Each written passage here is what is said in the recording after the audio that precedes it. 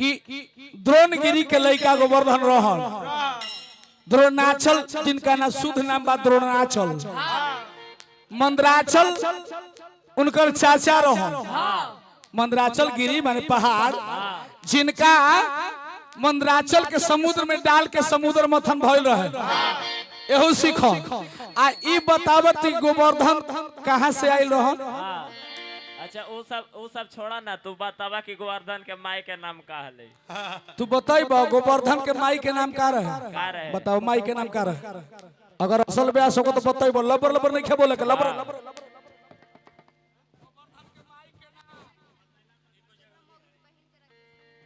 500 रुपया लाइए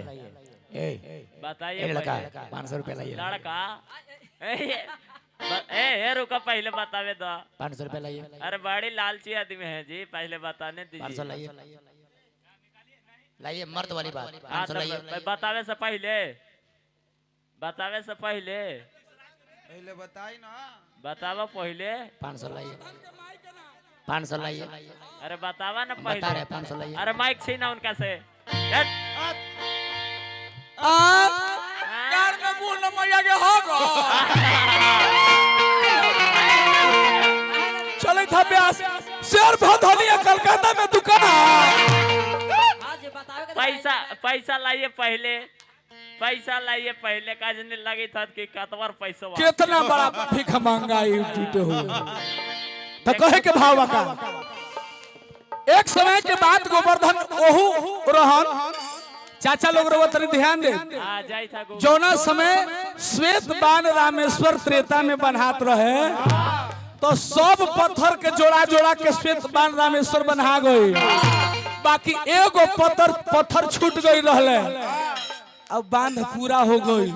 उ पत्थरवा हाथ जोड़ करके भगवान श्री राम के कहले हे प्रभु सब तो पत्थर रुआ हाथ से तर गईले जगह श्वेत बाण रामेश्वर में लेकिन हम एगो बचल बनी रुआ तनी हमरा कब तरन तारण करोगे तो भगवान राम वचन देले रहले कि हम द्वापर में कृष्ण बन के आई आ तुझे पत्थर बड़ा से जा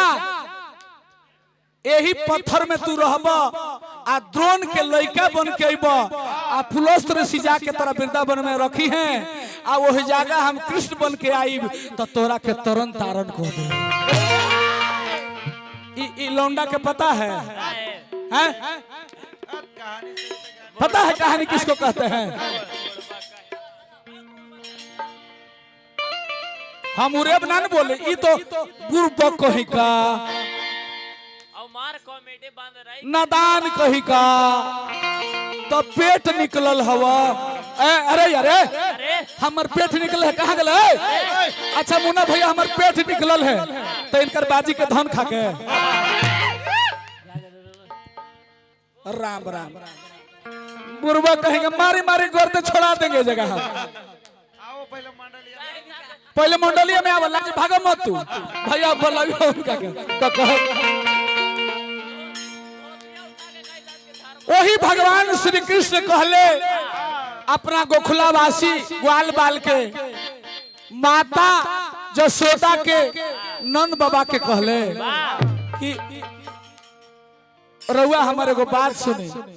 इंद्र भगवान के पूजा ना होई आज पर्वत के पूजा हुई वही पुआ पकवान जब बना के ले जाके ग्वाल बाल पूजा करत रहले इंद्र भगवान के वही जगह अपना सखा के साथ जाके कृष्ण भगवान का कहले कि पुआ पूरी खाए लगले कुछ फेंके लगले आ पूजा के भंग कहले आ पूजा के जब भंग कहले इंद्र के ए चाचा जी ऐसा प्रमाण मिलता कि गाय आ बछरू बोला के वही पर्वत पर पूजा कैले जेकरा गाय डाढ़ कहल जाला आ राधा कृष्ण मंदिर गोवर्धन पहाड़ के कब उठवले जब पूजा भंग देखले जब नारद बाबा तो जाके इंद्रलोक में राजा इंद्र से कह दिले जब पूजा भंग देखले इंद्र के तो नारद बाबा देखले तो हाथ जोड़ के कृष्ण भगवान के प्रणाम कैले कहले जे मालिक मन ही मन नारद करहु प्रणामा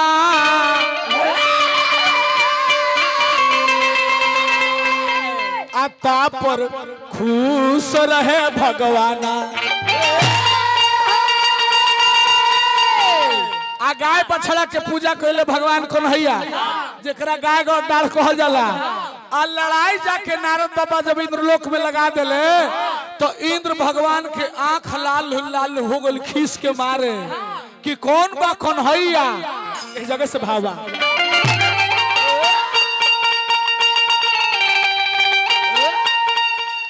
आर की पूजा भंग देखी इंद्र अरे अखिया कोइले हो लाल लाल परल मचावे हो लगले। पखाज आजा शीतल जी। अरे की अइले सबके काल परल मचावे हो लगले।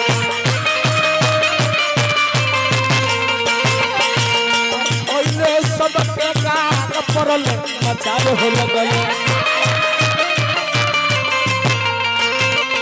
अरे अइले सबके काल परल मचावे हो लगले। सबके कान परल मचावे हो लगल। अरे ओइले सबके कान परल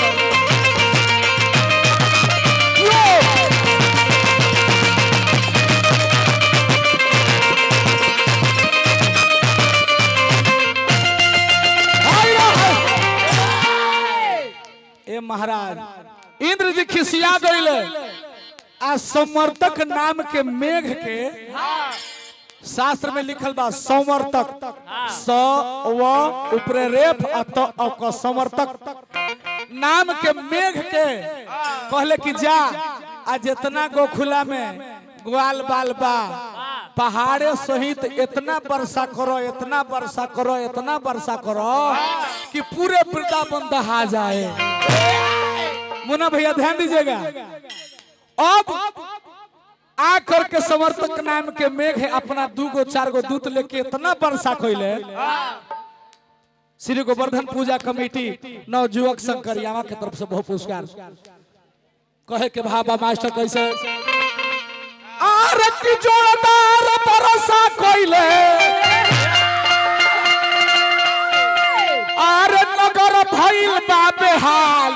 परल मचावे हो लगले। आ इंद्र परवलय मचावे हो लग।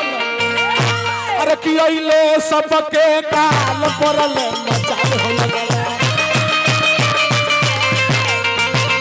अइले सबके काल परल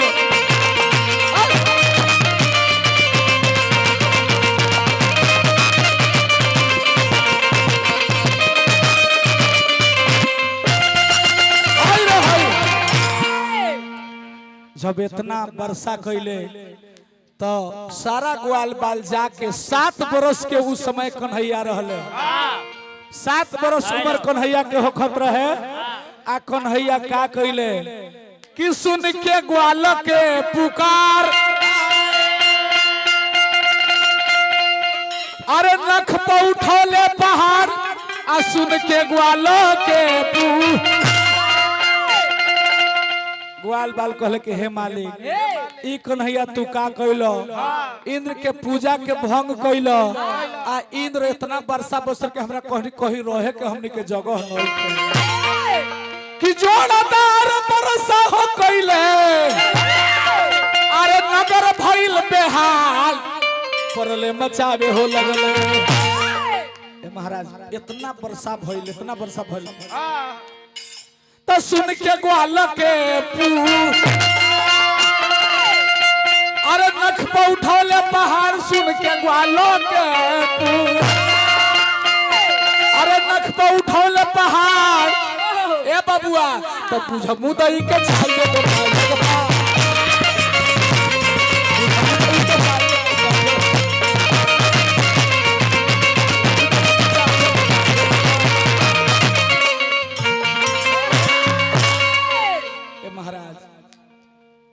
इस समय भगवान कन्हैया का कैले कि ग्वाल बाल सब रोवे लगले गावे लगले। जाके ओरहन नंद बाबा के सुनावे लगले कि राउर लाला ई का कर दिले वृंदावन में। तो वही नख पर पहाड़ उठा करके आ सारा ग्वाल बाल ओहिर लोग का कइले ए मुना भैया ओहिर लोग सारा वृंदावन के का कइले कि कोनो लाठी लगौले बा कोनो गोजी लगौले बा कोनो छोलनी लगौले बा कोनो कलछुल लगौले बा धरिए पहाड़वा गिरौ ना रे कौन हैया अभी लइका बाड़ो ए महाराज भगवान के लीला अंत में भगवान देवताओं के देव इंद्र देवता के देव इंद्र राजा रहले आ इंद्र हाथी पर चढ़ के आ करके आ भगवान कन्हैया के नतमस्तक करत रहे एही जगह के हमरा गुरु जयराम ओझा जी का लिखने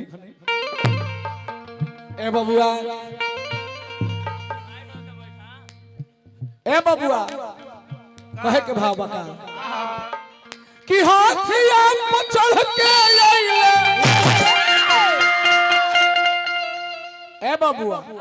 हथिया पर चढ़ के अइले आर की इंद्र देख राजा नु हो असर झुकावे ले हो लगले ए बबुआ कि काम धेनु के कइले अरे कृष्ण के बंदनवा हो बेअनवा रसूल तो बथिया लिखल बापुरनवा हो बेअनवा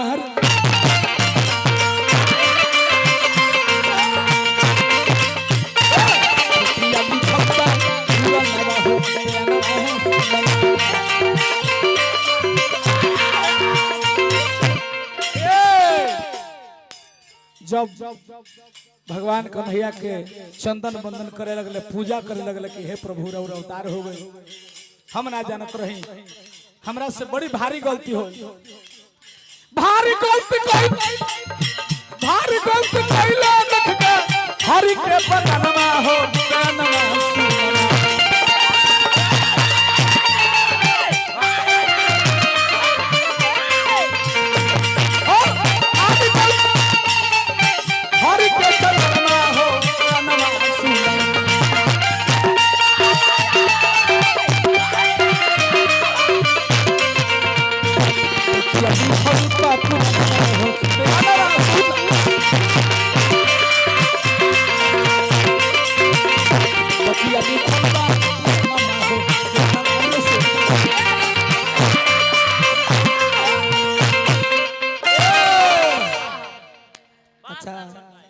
कहाँ के लोग भातरा गे बहुतरा कहा के लोगे तोर मुंह तो पियावे जुकुत पानी रे अब कोची अच्छा ब्यास के मतलब हो हाय ए लाओ जी ए लाओ लखेरा ब्यास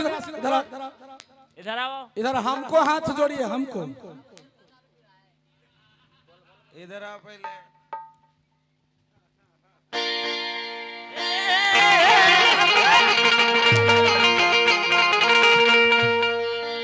You are come on the stage. अंग्रेजी तो बोलना नहीं आता है हाँ The discipline makes the great country. अनुशासन ही देश को महान बनाता है हाय what is the lusur fusur the pulusur ऐसा अंग्रेजी बोलने आएगा something of better than nothing and घापा अरे गाना बजा